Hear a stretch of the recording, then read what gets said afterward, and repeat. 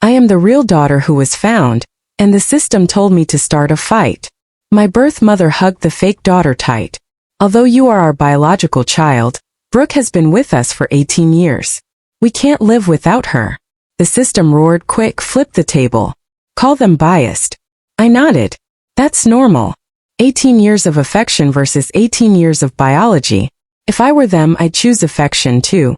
After all, blood relation is just a biological probability. Affection is a concrete sunk cost. My mother froze. The fiancé threw a check in my face. Take the money and leave. I don't love a bumpkin. The system shrieked. Quick, rip the check. Say, do not bully the young and poor. I carefully put away the check. That's perfectly normal. A forced relationship won't be sweet. And this guy even gave a breakup fee.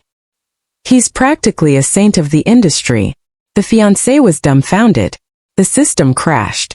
Host, I beg you, please act crazy just a little bit. The plot can't move forward. Me? I'm perfectly normal. You all just have too much drama. The air conditioning was running high in the living room of the Sterling family mansion, but I could still smell a strong whiff of green tea and sincerity and manipulation. My birth mother, Mrs. Diana, was currently clutching Brooke, the fake daughter who had occupied my life for 18 years. Brooke was crying tearfully, her shoulders shaking convulsively, as if she might pass out the next second. Mrs. Diana patted her back while looking at me with an extremely complicated expression. Clara, although you are our biological child, Brooke has been with us for 18 years. This affection isn't something we can just cut off. We can't live without her. I hope you can understand your mother's difficulties. Mr. Arthur, standing beside them, also sighed and stood with his hands behind his back, clearly tacitly approving of the sentiment. The system in my head suddenly exploded. Host, can you stand this? Quick, rush over and curse this pair of curse these misguided parents. Flip the coffee table. Tell them blood is thicker than water. You are the only real Aries. The system was giving me a headache. I raised my hand to rub my temple, and under the tense gaze of the three Sterlings I nodded. Understood. Very much understood. Brooke's crying came to an abrupt halt. Her tear-stained eyelashes fluttered. She clearly hadn't expected this reaction from me. Mrs. Diana also froze. You don't blame your mother? I found a single sofa and sat down. My posture relaxed as if discussing an irrelevant project with a client. That's perfectly normal. 18 years of affection versus 18 years of biology. If I were you, I'd choose affection too. After all, blood relation is merely a biological probability event. Affection is a concrete sunk cost.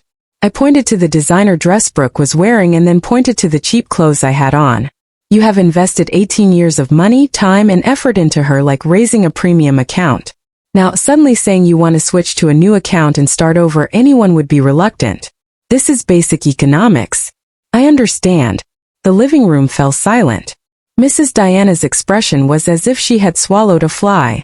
She wanted to explain something, but my logic had left her speechless. The system collapsed in my mind, shouting, Host, what nonsense are you saying? You need to fight for favor. You need to slap them down. I ignored the system and looked at Brooke, my tone sincere. Please continue crying. Don't mind me. I'm just a new intern getting familiar with the company. Oh no, the family environment. Brooke was clearly a professional-level advanced player. After a brief moment of shock, she immediately adjusted her tactics. She broke free from Mrs. Diana's embrace, walked toward me with red eyes, and timidly extended her hand.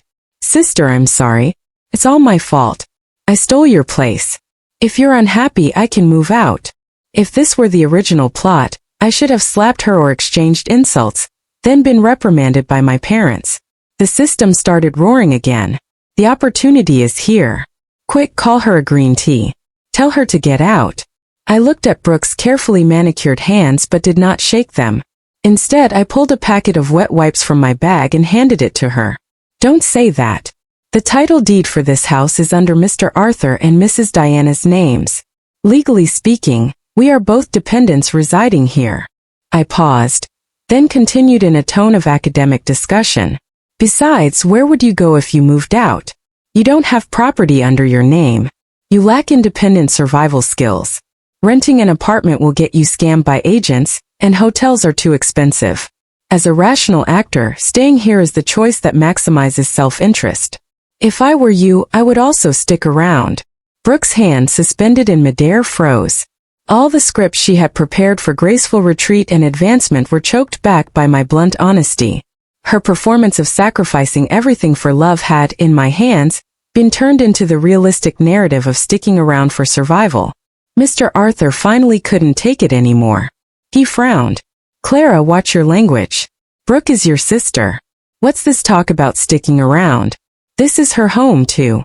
I immediately nodded, compliant like an excellent employee receiving an instruction from the boss. Understood, Mr. Arthur. I've noted that Miss Brooke has permanent residency rights. Now where's my workstation? No, my room. Mr. Arthur winced at the distant Mr. Arthur, and looked displeased. Have the butler show you to the guest room. The butler was a middle-aged man in his 50s, looking at me with a hint of contempt. Clearly, the internal power dynamic of this household was obvious. He led me to a room at the end of the second floor. Eldest Miss, space is tight at home. Miss Brooke has a lot of things and takes up 2 rooms, so you'll have to make do with this one for now. The room was shady with a tiny window, just a bed and a wardrobe, not even a proper desk. In contrast, when passing Brooke's room, I caught sight of the walk-in closet, the large balcony, and the complete set of pink furniture inside. The system was sizzling with anger. This is too much. Isn't this the maid's room? Host, go smash Brooke's room. Take it back. I looked around and nodded in satisfaction. Very good. Poor lighting is suitable for sleeping. The small space saves electricity, and it's far from the staircase, so it's quiet. The butler's prepared, sarcastic remarks hit me like cotton, completely ineffective. He looked at me in disbelief. Eldest Miss, you're not angry? I put down my luggage bag and took out my laptop. Why should I be angry? I'm an outsider, new to the company, new to the family. I have no achievements, no seniority. It's already good enough to have an independent office. Did I expect to be seated in the CEO's office right away? I looked at the butler, my eyes sincere. By the way, what is the Wi-Fi password?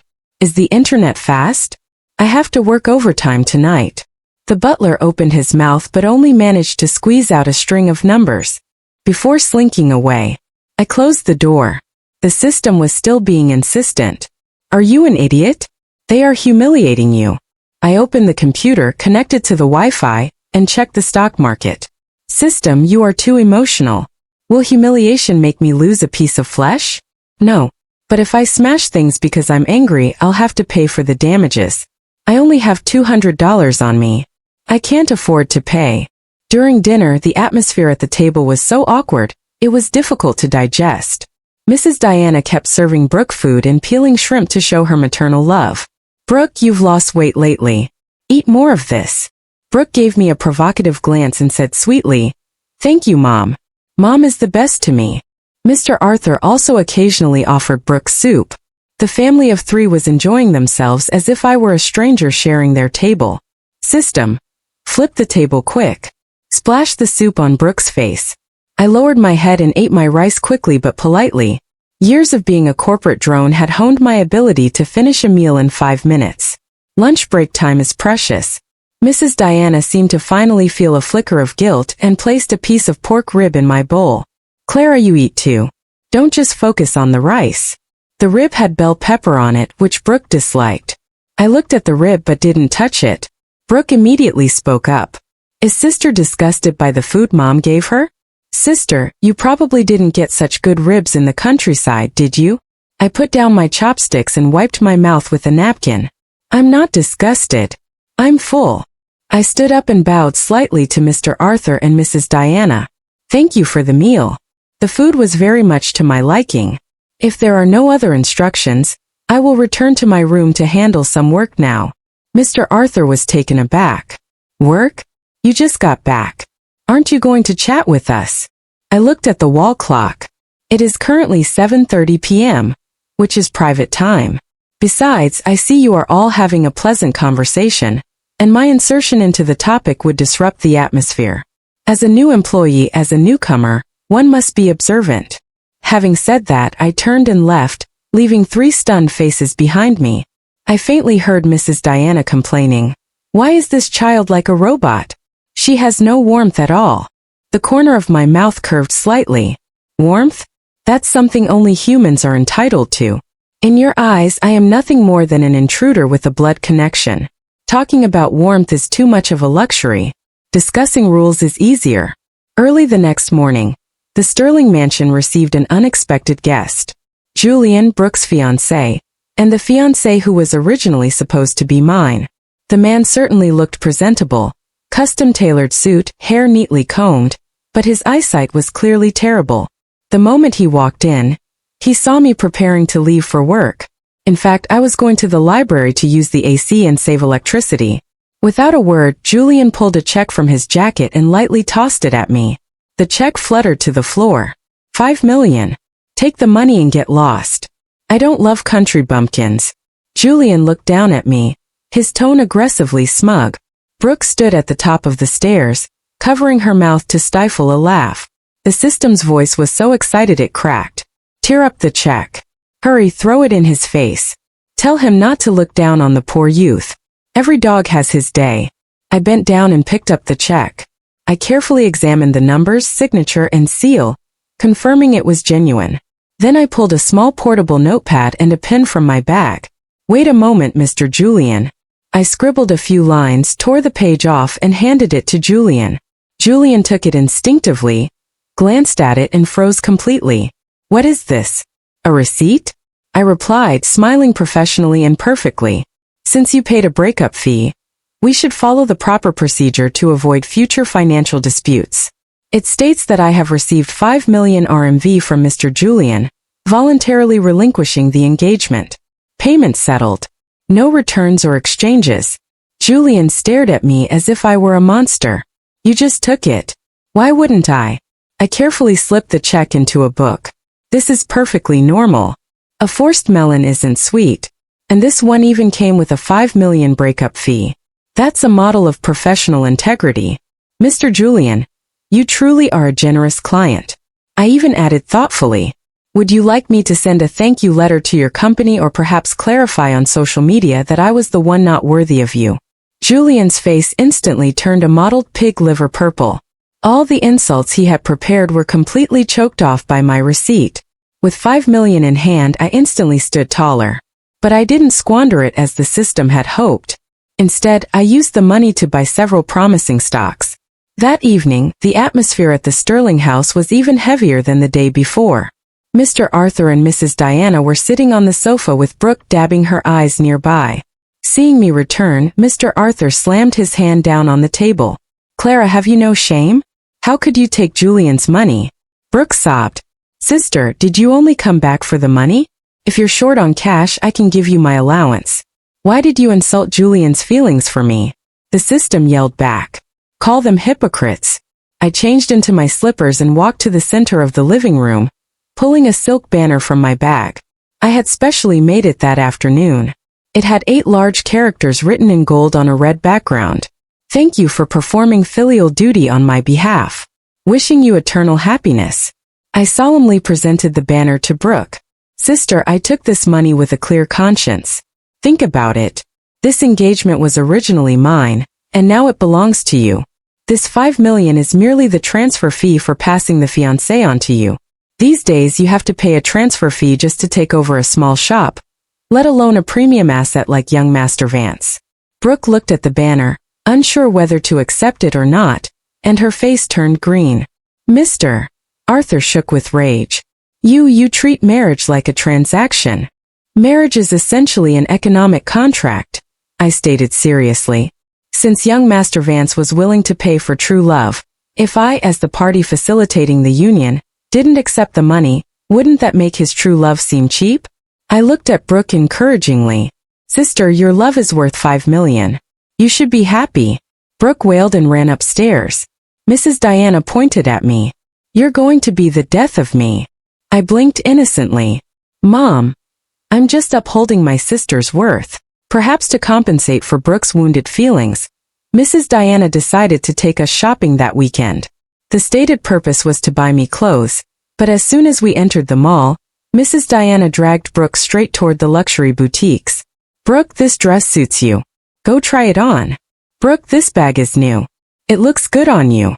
I trailed behind them like an errand girl carrying the bags. System host, steal the card. Max out their credit cards. Let them see who the real daughter is. I calmly watched Mrs. Diana swipe her card unfazed. I even stepped forward when Brooke was trying on a light yellow dress. The color is too bright. It washes you out. I suggest changing to that hazy blue one. It complements your skin tone and highlights your figure. Brooke looked at me suspiciously. Are you being nice? I'm thinking of the Sterling family's image, I said earnestly. You are the face of the Sterling family. If you dress poorly, the family loses face. As a member of the Sterling family, I have an obligation to maintain the brand image. Brooke reluctantly changed into the hazy blue dress. Sure enough, the effect was surprisingly good. Even the sales assistant praised, "This young lady has excellent taste." Mrs. Diana, seeing how beautiful Brooke looked, had intended to snub me, but now felt a little guilty. She picked up a t-shirt from the sale rack and handed it to me. "Clara, go try this one on." It was an out-of-season, slightly pilled item. Hosts, steal the card. Max out their credit cards. Let them see who the real daughter is. I took the clothes and looked at the tag. No need to try it on. This one has a high cotton content. It's sweat absorbent and breathable. Perfect for working around the house. Thank you, Mom. I really like it. I not only didn't get angry, but I thanked her sincerely. Mrs. Diana's hand froze midair, and the expression on her face was priceless. Guilt works this way. The more you resist, the more the other person feels justified. The more sensible you are, the more the other person feels like garbage. At this moment, Mrs. Diana clearly felt like garbage. Back home, Brooke was clearly unwilling to let me steal the spotlight that day, though I didn't consider it stealing the spotlight. She deliberately yanked Mrs. Diana's favorite pearl necklace apart in the living room. Pearls scattered everywhere. Then she let out a shriek. "Sister, how could you push me?" I was at least 2 meters away from her at the time, drinking water. "System, explain. Quickly, say you have an alibi." I put down my water cup inside. Then I took out my phone and dialed 110. "Hello, police station. I need to report a case. There has been a dispute involving the intentional destruction of property, and the amount involved is significant. Please send someone to handle it." The entire family was stunned. Brooke forgot to cry. "You called the police?" I nodded. Seeking help from the police when encountering trouble is basic civic literacy. Private bickering is inefficient and easily leads to a rash situation. Let the police collect evidence, check fingerprints, and review surveillance footage. It will be clear who did it. Mr. Arthur rushed over, trying to snatch my phone. "Are you crazy? We don't air our dirty laundry in public." I flexibly dodged him. "Dad, this isn't dirty laundry. This is the rule of law. If I did it, I'm willing to go to jail. If my sister accidentally fell, then this is slander. Slander also carries legal responsibility." Brooke's face instantly went pale. She only wanted me to get scolded. She hadn't planned on getting involved with the authorities. The police arrived quickly. Seeing the scene inside the villa, the 2 officers were also a little confused. "Who called the police?" I raised my hand. "I did." I pointed to the pearls on the floor. "Miss Brooke here accused me of pushing her and damaging valuable property, but I maintain my innocence. I request the police to collect fingerprints from the necklace and review the surveillance footage in the living room." Mr. Arthur's face was ashen, and he tried to smile apologetically at the police. "A misunderstanding. It's all a misunderstanding. The kids were just fooling around." The police looked sternly at Mr. Arthur. "Filing a false police report is illegal." "What exactly happened?" Brooke trembled, hiding behind Mrs. Diana, afraid to speak. I calmly said, "Since it's a misunderstanding, does that mean Miss Brooke admits she was lying?" Brooke bit her lip, glaring at me, finally having to nod. "It was me who accidentally fell. I misjudged. I thought my sister pushed me." The police lectured the Sterling parents about the need for better family education and not wasting police resources. After sending the police away, Mr. Arthur slumped onto the sofa, looking 10 years older. He pointed at me, his fingers shaking. You rebellious daughter. Do you have to tear this family apart?" I innocently spread my hands.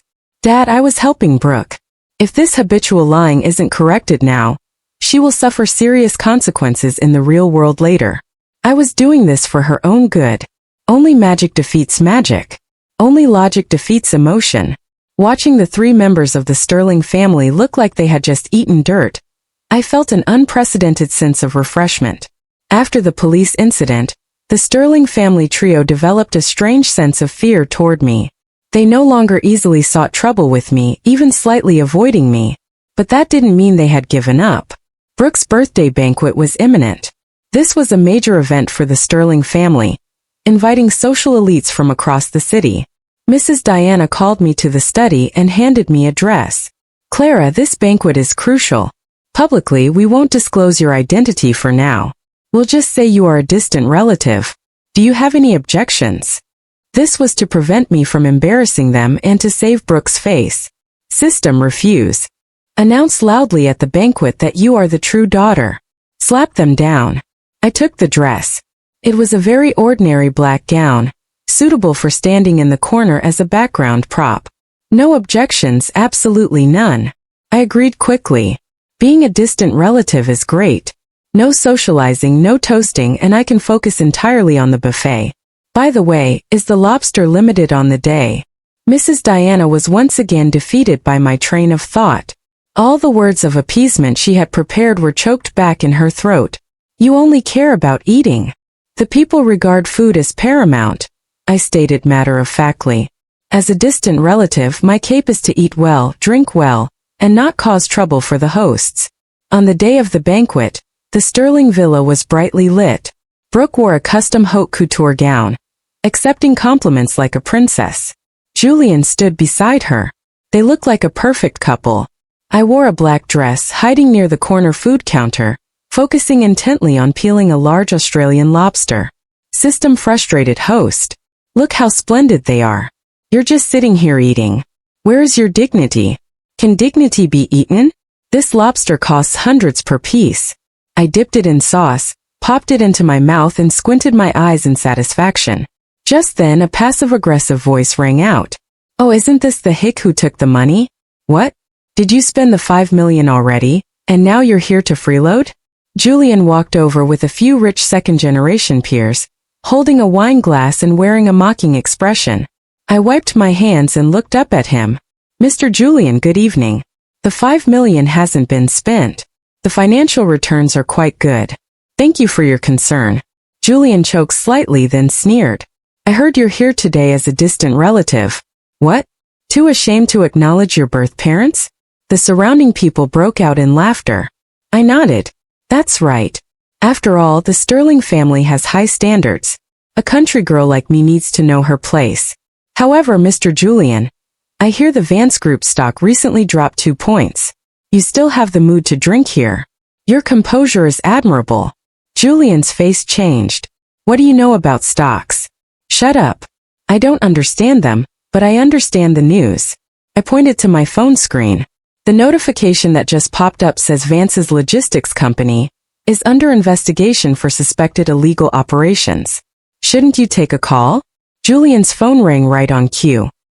He glanced at the caller ID, his face instantly turning pale.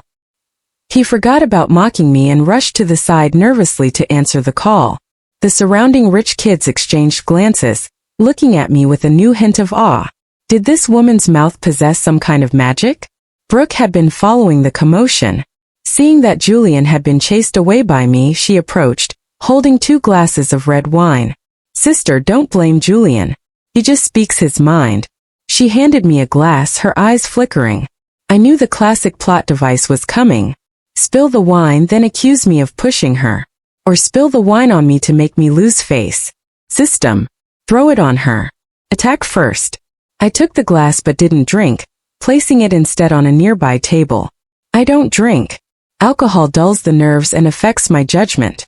Brooke clenched her teeth, then suddenly slipped, lunging toward me, the red wine in her hand about to splash all over me. I quickly sidestepped, agile, avoiding her. Brooke fell heavily to the floor, spilling the red wine all over herself, instantly ruining the expensive haute couture dress. Silence fell over the hall. Everyone's eyes were focused on us. Brooke lay on the ground, stunned for a second, then burst into loud sobs. Sister, why did you push me? I know you're jealous of me, but it's my birthday today. A torrent of judgmental whispers and pointing followed. Who is that woman? So malicious. I heard she's a poor relative. Such strong jealousy. Mr. Arthur and Mrs. Diana rushed over. Seeing the scene, Mr. Arthur, without a second thought, raised his hand to strike me. You scoundrel! My hand firmly caught Mr. Arthur's wrist. Although I wasn't strong, I had practiced the technique of deflecting force. Mr. Arthur, before taking action, I suggest looking at the evidence. I pulled a miniature GoPro out of my clutch bag. To record tonight's delicacies, I kept the video mode on the entire time. The scene just now should be captured very clearly. Miss Brooke tripped over her own feet. She was at least 10 centimeters away from me. I shook the camera in my hand. Do you need me to connect it to the big screen right now for a replay of that spectacular moment? Brooke's sobs hitched again. She was trembling on the floor, either from cold or fear. Mr. Arthur's hand was frozen midair. He couldn't retract it, nor could he follow through. I smiled and looked around. Everyone, although I am a distant relative, I also possess portrait rights and reputation rights. Who is it just now who called me malicious? Would you like to have a word with my lawyer? No one dared to speak. She's not a country girl. She's practically a chief legal officer who carries surveillance equipment everywhere. The birthday banquet ended on a sour note. Brooke became the laughingstock of the city. Not only did she fall flat on her face, but she tried to frame someone and was instantly exposed. The atmosphere in the Sterling villa dropped to an extreme low. Late that night, there was a knock on my door. Mrs. Diana walked in, her eyes red and swollen. She had clearly been crying. She sat on the edge of my bed looking at me reading. Her voice was soft. Clara, do you hate us? I closed my book, Nonviolent Communication, and looked at her calmly. Mom, hatred is a powerful emotion that requires enormous energy. I harbor no hatred toward you, only an objective acknowledgement based on blood relation. Mrs. Diana clutched her chest, appearing even more distressed. Child, why are you always so cold when you speak? I am your mother. Can you be like Brooke? Cuddle up to Mom or even just throw a tantrum. I sighed. Mom, Brooke acts coy because she needs to use that method to acquire resources and a sense of security. As for me, I'm used to being self-sufficient. You want me to act coy? That falls under additional emotional labor, and I need extra pay. Mrs. Diana froze, tears hanging on her face, looking both comical and pitiful. Extra pay? I was joking. I handed her a tissue. What I mean is, everyone expresses feelings differently. A rational person like me might not suit your emotionally charged family atmosphere. So, for everyone's sake, once I save up enough money, I will move out. Move out? Mrs. Diana panicked. You are the eldest daughter of the Sterling family. Where would you go? Somewhere I don't need to act, don't need to scheme, and where I can live well simply by working hard. In that moment, I saw genuine panic in Mrs. Diana's eyes. She finally realized that she might truly lose her biological daughter, not because of hatred but because of indifference. Just as the Sterling parents were consumed by self-doubt, the Sterling family's beloved protector returned. Tristan, the eldest young master of the Sterling family, the infamous older brother with a massive sister complex. As soon as he returned and heard about the grievances Brooke suffered, he immediately burst into my room. Clara, you scheming woman. How dare you bully Brooke? Tristan was tall and handsome, but at this moment his face was distorted like a frantic dog guarding its food. He flipped my desk over. System hit him. Use the pepper spray. I calmly looked at the mess on the floor and took a photo with my phone. IKEA desk. Original price $12.99. Depreciated value $800. Laptop broken. Estimated repair fee $2,000. Emotional distress compensation separate. Young Master Tristan, we chat, pay or I'll pay. Tristan laughed out of anger. Are you obsessed with money? Do I care about that amount? I'm telling you, in this house, only Brooke is my sister. You'd better scram now or I'll make sure you can't survive in City A. I nodded and pressed the stop button on my phone's recording function. Good. Threats and intimidation. Evidence collected. Young Master Tristan, according to criminal law, Threatening others in serious circumstances is punishable by 5 to 10 days of detention. Do you want to settle this privately? Or should we handle it officially? Tristan froze for a moment, then became even more enraged, charging forward to snatch the phone. You dared to record me? I deftly slipped under the bed. This was my pre-planned safe haven. The space under the bed was too cramped for a large man like him to squeeze into. I yelled from under the bed. Help! Murder! The eldest son of the Sterling family is trying to murder his own sister. The cry was shrill and incredibly penetrating. The servants rushed upstairs, and Mr. Arthur and Mrs. Diana were also alerted. Seeing Tristan sprawled on the floor trying to reach me like a cat trying to catch a mouse, the scene was utterly comical. Mr. Arthur roared. Tristan, what are you doing? I poked my head out from under the bed. My hair was a mess, but my eyes were perfectly clear. Dad, Big Brother said he was going to make it impossible for me to survive in the city. I was just wondering, I haven't done anything atrocious, so why am I being blacklisted? Has the Sterling family gained so much power in the city that it can defy the law? Dropping that heavy accusation, Mr. Arthur's face went green. The Sterling family was in the process of applying for a stock market listing. Nothing terrified them more than negative public opinion. Tristan was violently slapped across the face by Mr. Arthur. Get your ass back to your room and think about what you've done. Tristan held his face, staring at me in disbelief. I flashed him a V sign. Fighting me? I am a modern corporate drone who has thoroughly studied both labor law and criminal law. Tristan was grounded, but he clearly wasn't done. A few days later, he took advantage of the house being empty, tricked me into the underground garage, locked the door and cut the power. The garage was pitch black, cold and damp. He laughed arrogantly from outside the door. Clara, you reflect on your behavior in there. Tell me when you beg for mercy, and I'll let you out. System host quick cry bang on the door. It's too dark in here.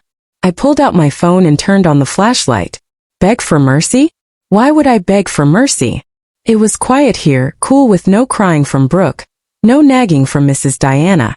It was the perfect office environment. I found a discarded cardboard box, patted it on the floor, sat down, turned on my phone's hotspot, and connected my laptop. Thankfully, I have a habit of carrying my computer everywhere. In those few hours, I completed several freelance translation assignments and reviewed the recent stock market performance. My efficiency was exceptionally high. 5 hours later, Mr. Arthur returned, realized I was missing, and forced Tristan to open the garage door.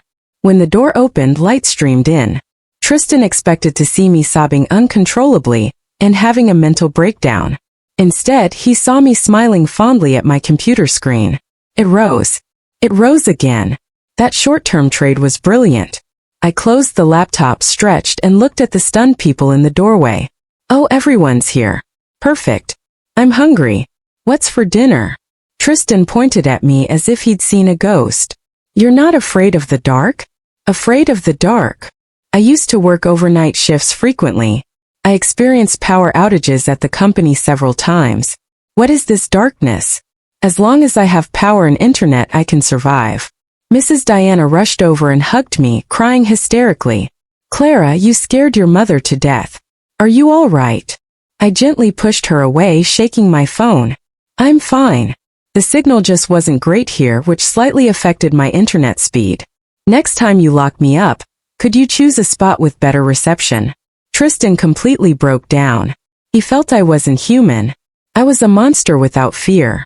After this series of struggles, the Sterling family's mental state steadily deteriorated. Mrs. Diana, due to guilt and anxiety, finally fell ill and was admitted to the hospital. Brooke cried hysterically at the bedside, unable even to feed her water. Mr. Arthur and Tristan also looked worried, running around in a panic. When I arrived at the hospital, I first pulled Brooke aside. Stop crying. You're disturbing the patient's rest. Then I skillfully found the attending doctor, inquired about the condition, reviewed the lab results, arranged for a caregiver, handled the admission procedures, and even chatted with the head nurse, asking her to provide extra care. Everything was orderly, like managing a project. When Mrs. Diana woke up, she saw me peeling an apple. The skin was peeled thinly in one continuous unbroken strip. Clara, I handed her the cut apple slices. The doctor said you have excessive internal heat combined with menopausal syndrome and need rest. I've paid the hospital fees using Mr. Arthur's card. I've also hired a caregiver, a top-tier one, $800 a day. Mrs. Diana looked at me and tears welled up again. Clara, you are the filial one. Brooke, standing nearby, glared with jealous, bloodshot eyes. Sister is just putting on a show. Mom is sick and she hasn't shed a single tear. I wiped the fruit knife clean. Can tears cure illness? If they could, I'd be willing to cry an entire Pacific Ocean. But medically, tears, besides hydration and emotional release, have no lethal effect on viruses and bacteria. What's needed now are rational decisions and efficient execution. Mr. Arthur looked at me with complex eyes. It was the first time he realized that the daughter he had neglected was actually the most reliable person in the family. But this reliability was so cold it chilled his heart. Julian saw me taking care of Mrs. Diana at the hospital. He came to visit mainly to see Brooke, but instead saw me in the corridor fluently discussing foreign treatment plans with the doctor in English. In that moment, the aura of a professional woman emanating from me seemed to blind his pathetic eyes. Julian stopped me. Clara, I never knew you had this side to you. I glanced at him. Young Master Vance, what do you need? If you're here to ask for the $5 million back, forget it. Julian's face darkened. Who cares about that small amount of money? I mean, perhaps we could get to know each other again. He suddenly felt that compared to the perpetually weeping Brooke, a shrewd and capable woman like me was far more appealing and better suited to be the young madam of the Vance family system. Wow, the scumbag has changed his mind. Host, slap him down. Tell him you're not worthy of him. I took a step back, looking disgusted.